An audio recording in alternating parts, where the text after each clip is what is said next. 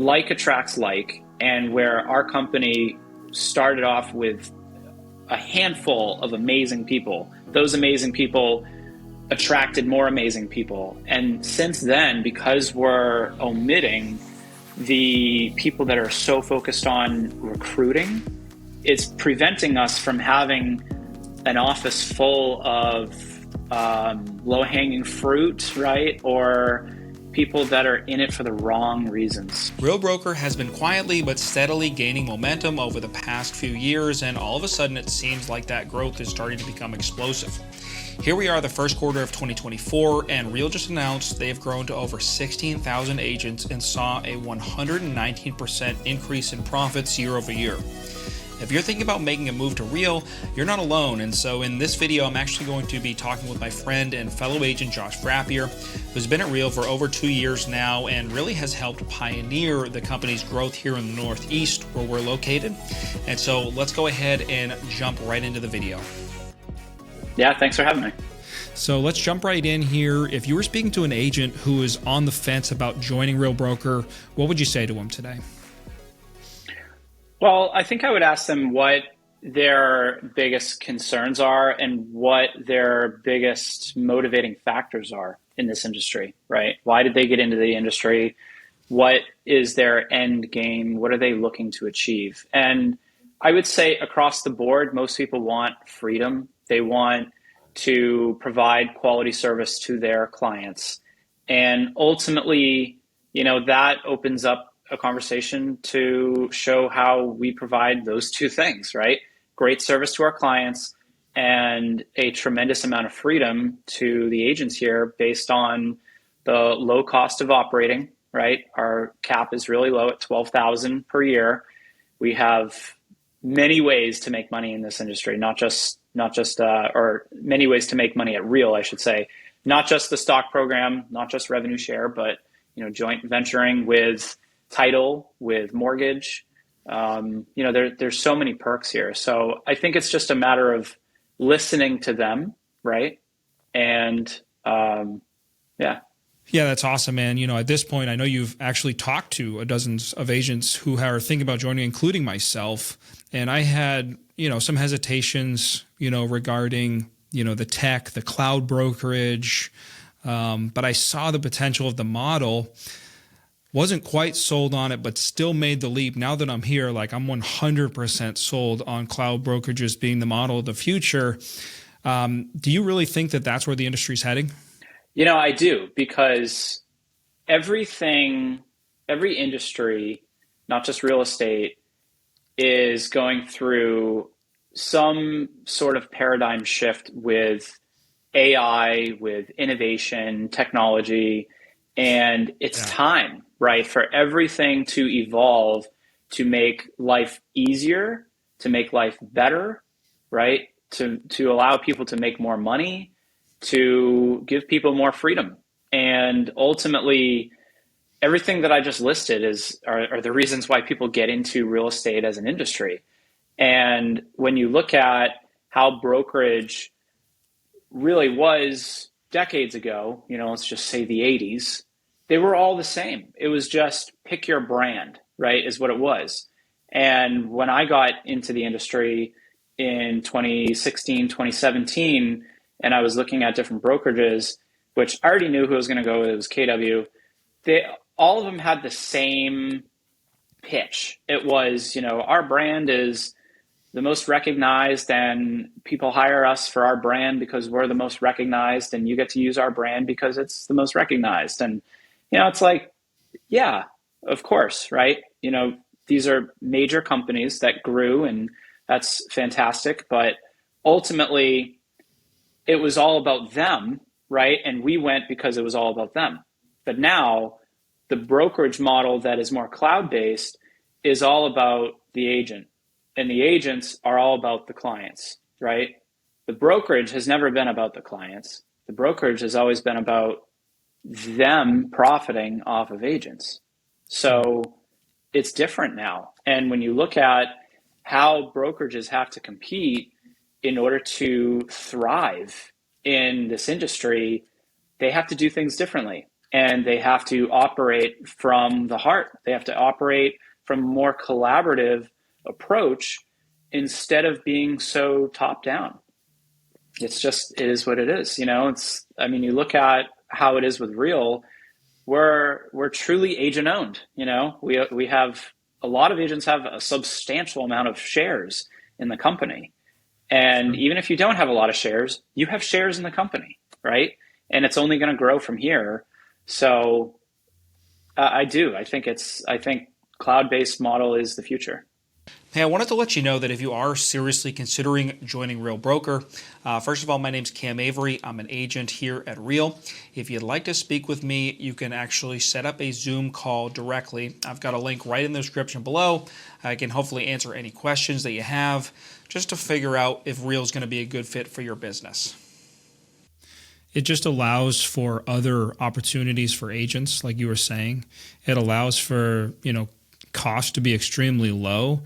And, one of the things when I was talking to Malcolm the other day that he was talking about was, a lot of these bigger brokerages will take their marketing budget and say, we're going to spend $5 million on our brand. We're going to do a video advertisement, or we're going to do billboards, or we're going to do whatever the case may be to build our brand. Not your brand, Josh, not my brand, but the brand of the brokerage. And what Real did was essentially saying, rather than put our money there, we're going to put it back into the agents using revenue share to help us grow and build the company. That's something that when you look at the franchise model, it can't be done. It can't be done effectively. It's very hard to be done profitably unless you're using a profit share. Where Real is taking revenue share and essentially pouring the revenue that they're making back into their agents as another stream of income, it's huge and it's game changing. And I think it only works in the cloud-based model, or else it's just too hard to keep your expenses down and actually stay alive as a company. Real has proven that they're being able to be incredibly profitable, 119% more profitable this year than they were last year. Mm-hmm. And so clearly the model is working.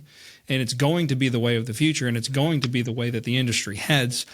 Here we are in New England, you and I, always the last to catch up. But, I'd like to think that we're at least on the cutting edge of where the industry is heading. Obviously, we could be wrong, and we could be proven wrong. But I really don't think we are. I agree with you. I think cloud-based models are the way of the future. If you're watching this, you probably already know about the caps. You probably already know about the splits and the numbers. Josh, what is something that nobody really talks about when it comes to Real that if you're thinking about joining, you really should know about? Well, yeah, like you said, most people know about the financial model, at least the basics of it. But what most people don't understand is how we operate here. And one thing that I do love about working here at Real is that it's super easy. Everything is done in an app, right? When I was joining, I was signed up to join EXP in 2020, and they're cloud-based, but everything was through the virtual world. And I thought, well, that's cool. I'm never going to use it, and I still give them a lot of credit for that because they were innovating at the time. And now, fast forward to where we are now, everything's on an app. How many apps does anybody have in their phones? They have no idea. They have more apps than they can count. Right. So when you look at brokerage, it should be handled very seamlessly for the agent, right? It shouldn't be complicated.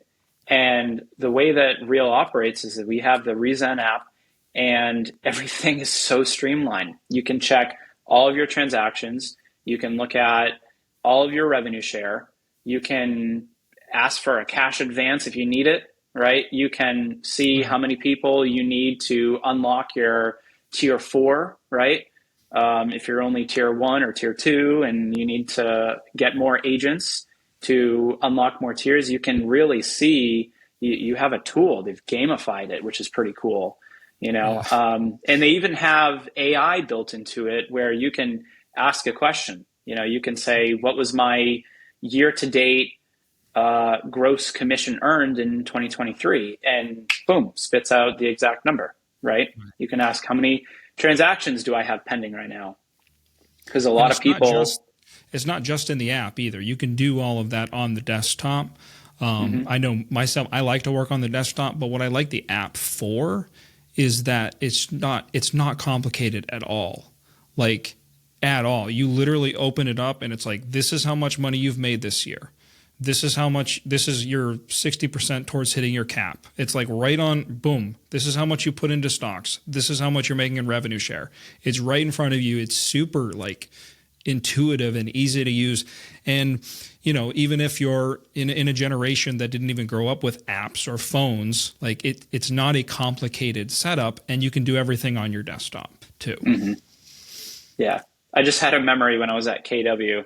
I remember, I was brand new and I was so ready to cap, and I kept trying to figure out where am I? How much further do I have to go? Right. And I remember my mentor, reversing the math, and I'd get the answer the next day. It's like, yeah, you got to do the percentages and figure out, like there's nowhere, it's not found easily, like literally on the app, it's like a little sliding bar and it shows you exactly where you are towards hitting your cap. Yeah, it's beautiful. Like, why doesn't this exist in other places? It makes so much sense.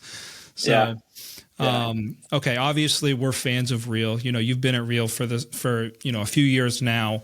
And I'm loving being here, and joining, but nothing's perfect. If you had an agent and you talk to him, because really the reality is that this brokerage is not for everyone.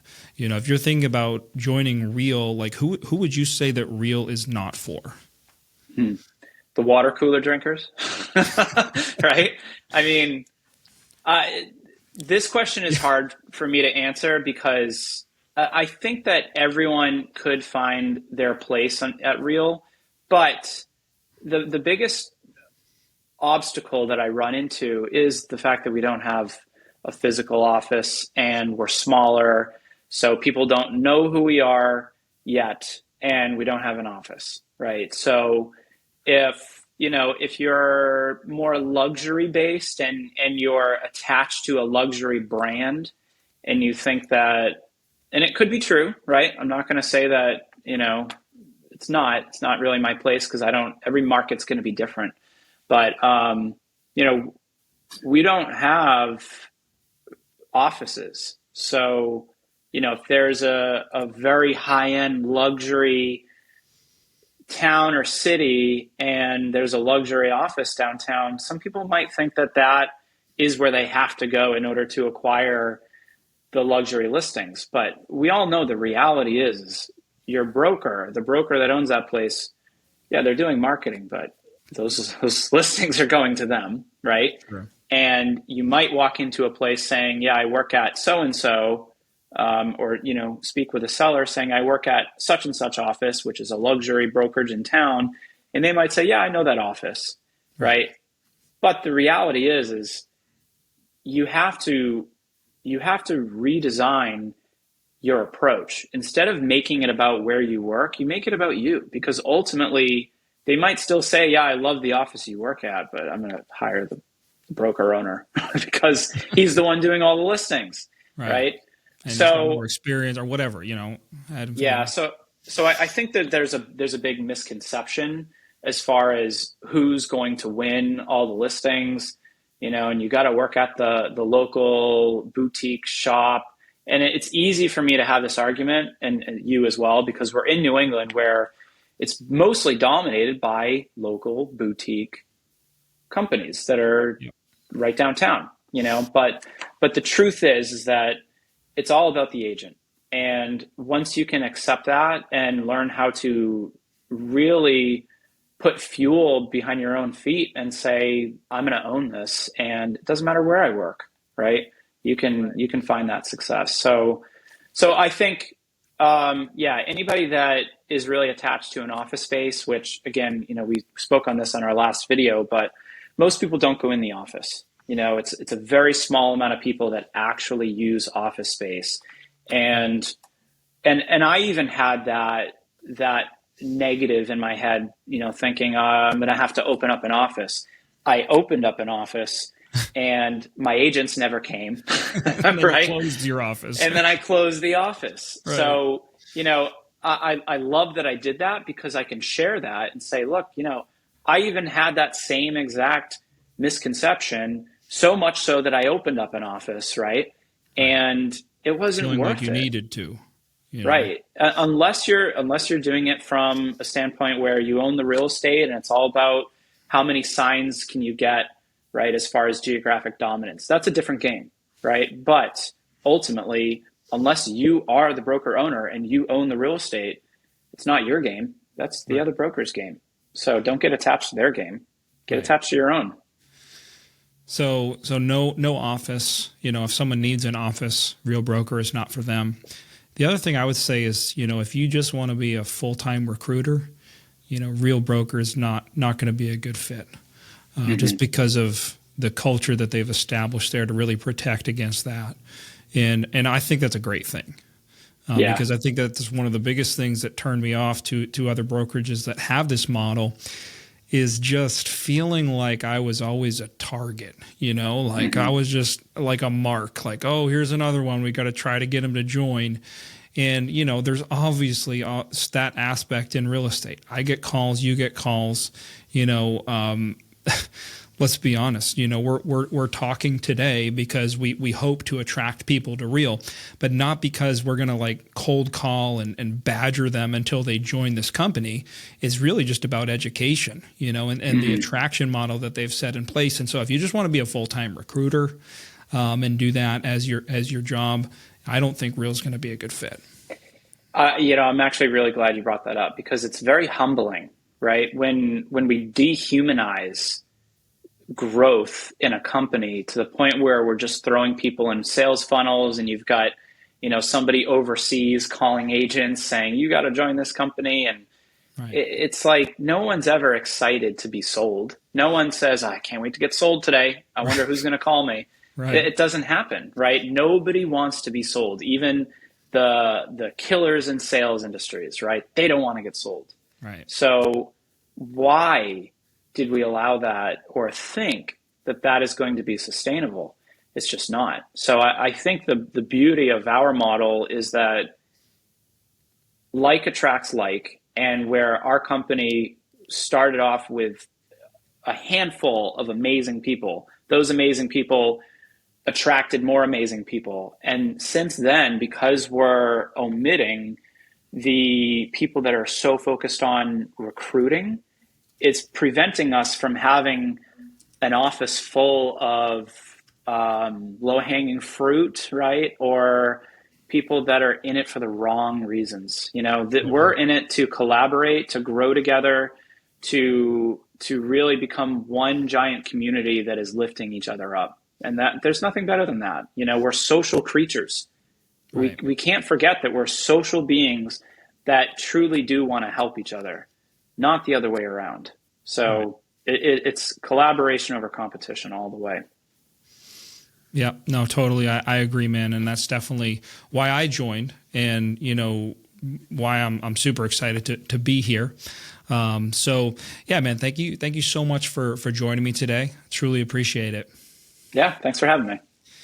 So again, if you're interested in learning more about Real Broker, definitely subscribe to the channel and watch this video here where Josh and I talk about the good, the bad, and the ugly about Real Broker.